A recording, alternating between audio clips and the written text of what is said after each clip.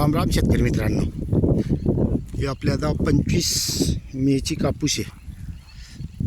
व्यवस्थित वाढ एक सारखी बीज प्रक्रिया सगळं काही केलेलं आहे. आपण सुरुवातीला आपण जे नियोजन केलेलं आहे हे अगोदरही दाखवलेलं आहे. प्रत्येक पाण्याबरोबर आपण याला काही ना काही देतो आहे. याच्यामध्ये विशेष म्हणजे 2 फवारण्या झालेल्या आहेत. आपल्या SR कल्चरपासून ज्या निविष्ठा बनवतो आपण त्याच्या पाऊस नसल्यामुळे पाहिजे तसं अशी ग्रोथ झालेली नाही आहे. ज्या आपण फडफांदी म्हणतो त्या फडफांद्या अशा व्यवस्थित बाहेर निघालेल्या नाही आहेत, अजून निघतील. पण ज्या वेळेला समजा पाऊस पडल्यानंतर 4 ते 5 दिवसामध्ये कापूस पाण्यासारखा होऊन जाईल.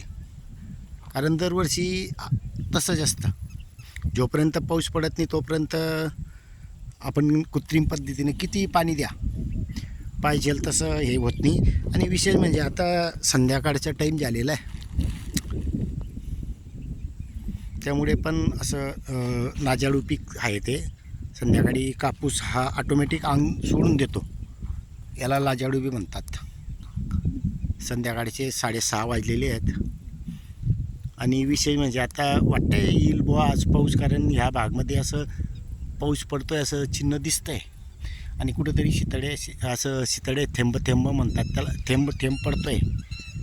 रात्रामध्ये येऊन गेलं तर आनंदाची गोष्ट आहे. अपेक्षा आहे पाऊस पडण्याची. धन्यवाद.